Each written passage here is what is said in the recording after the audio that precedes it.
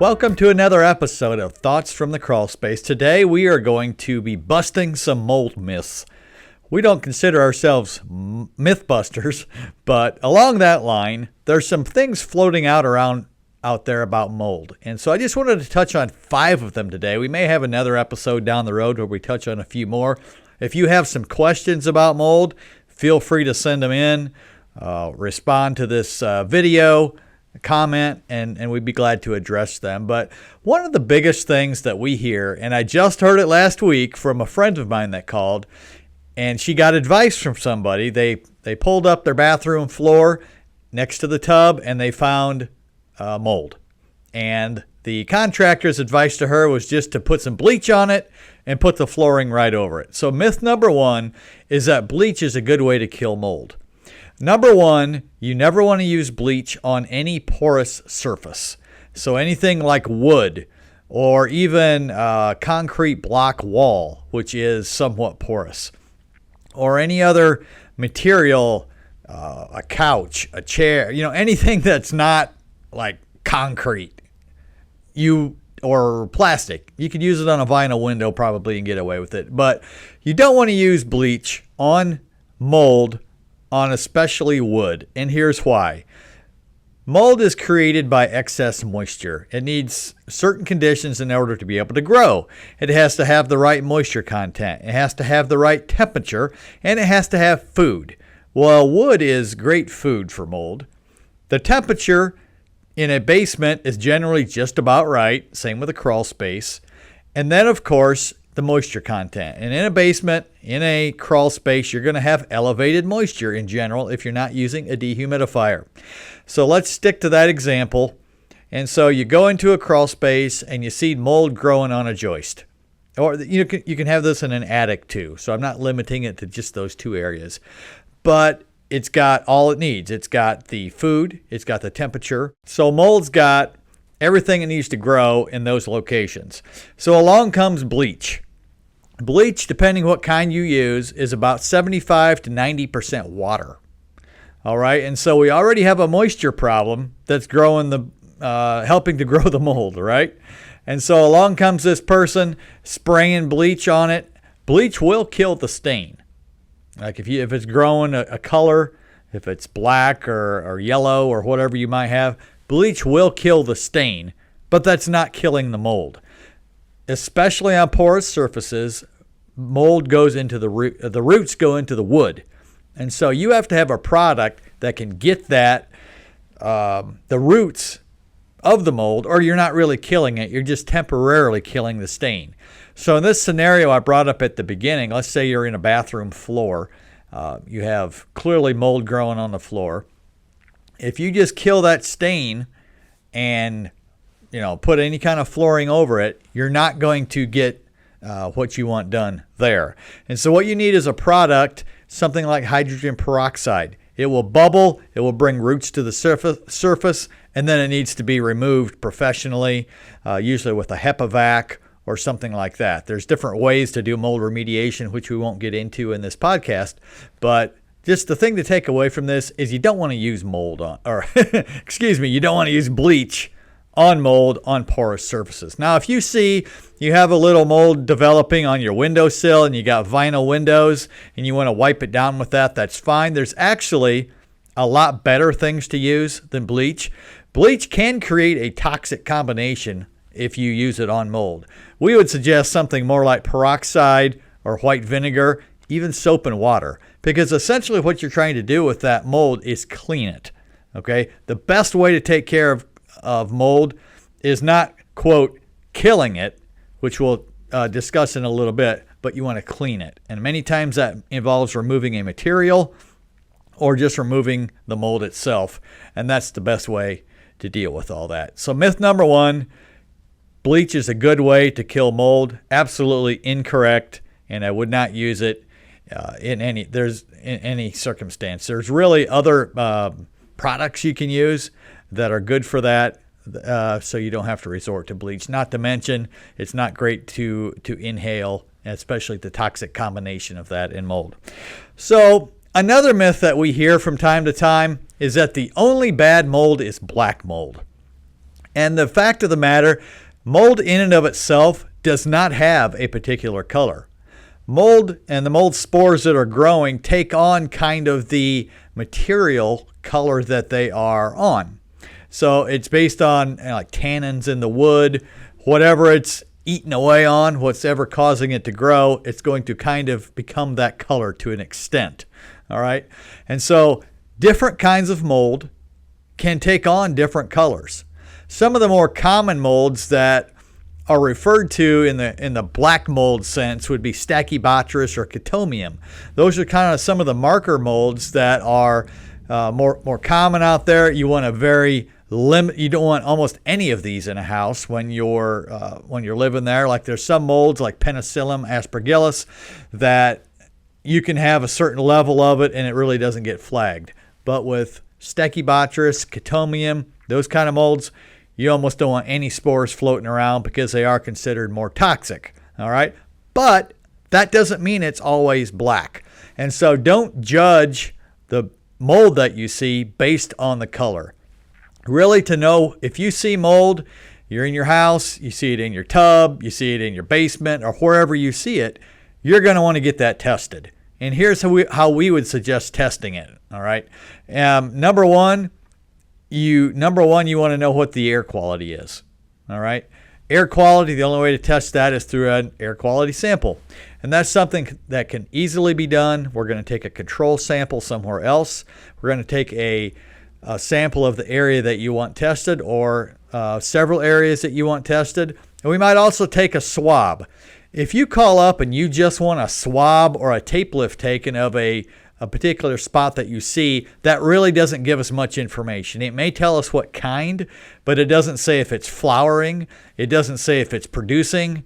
And so it doesn't tell us what's in the air or what level of it you have there. So don't worry about the color.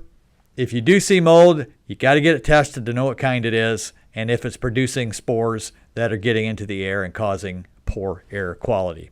Myth number 3. Painting over the mold with a good stain blocker will take care of it.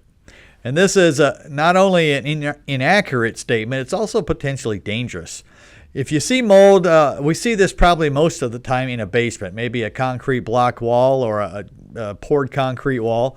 And there'll be some, or potentially on a subfloor when they pull the flooring up, but you'll see black or any kind of mold. And maybe they'll wipe it down and then paint over it with a stain blocker. Kills, Zinsser, they all have good stain blocking paints, but remember, you're not removing the mold just by covering it up. Even if you wipe it down, you're not removing the roots. And so what you have to do, if you're going to use the stain blocker, one, you've got to remove the mold. All right. If you can't do it in a way that you think is safe, you need to hire a professional to come do some remediation, and then you can use a stain blocker if that's something you want to do. Now, in an attic, when mold is removed, let's say you have the underside of your roof sheathing is black, and you hire a company and they come in and they remove the mold. There's different ways to do it that are more effective than others. If they've got it truly removed, then if you still want to follow that up with an antimicrobial paint or something like that that will potentially discourage reoccurrence, providing that you've improved the ventilation in the attic, that's okay. But you don't want to just go in your attic and say, oh, I see black on the underside of my attic. I am either selling this house or I just bought it and I found this and I'm just going to paint over it. You don't want to do that. It's not going to work. It's just going to come back. And it might even make it worse because you're effectively sealing the wood and you're not allowing the natural breathing that wood or any organic substance does.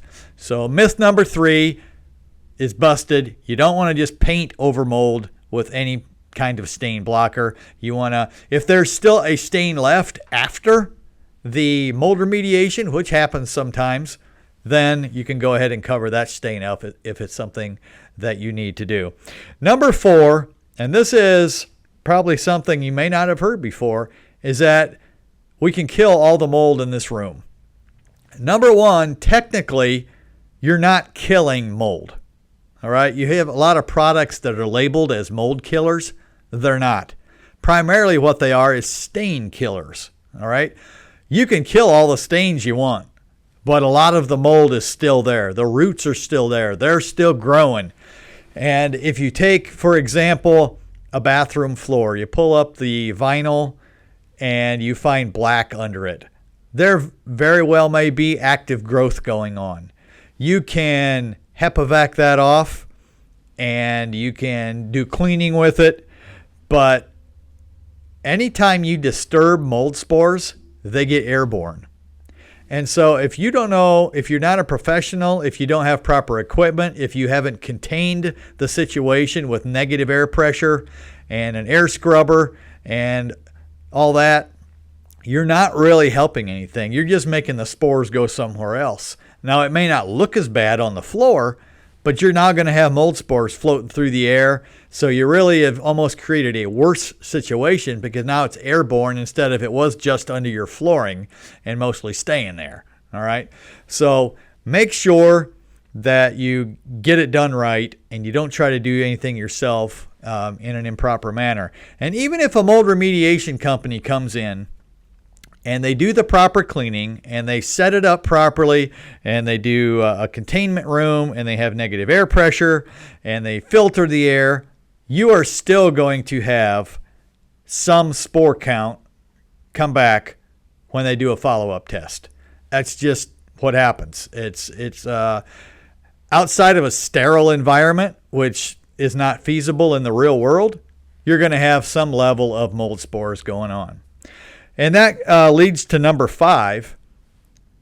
There's a baseline normal level of mold.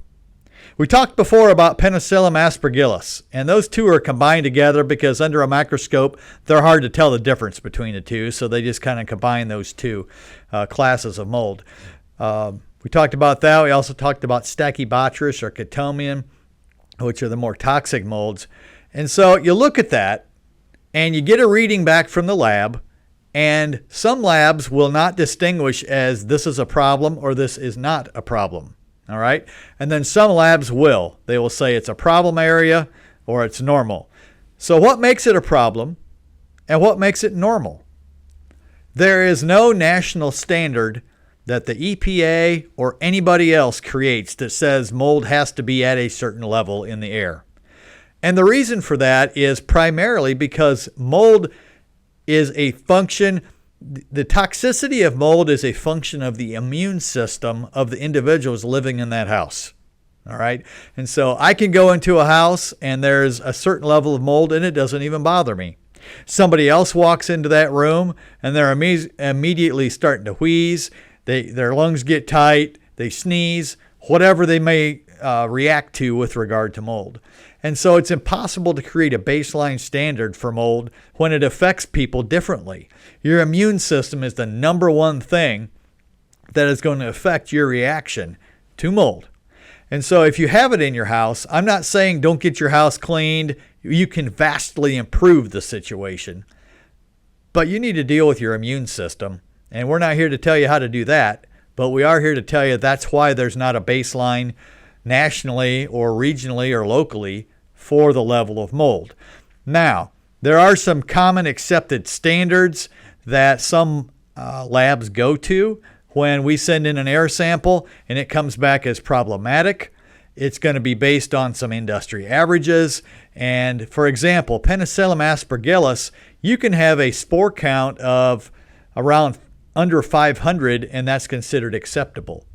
You go to a more toxic mold like Stachybotrys, and you don't want any spore counts. So there is clearly a difference between different kinds of mold and what would be typically considered allowable.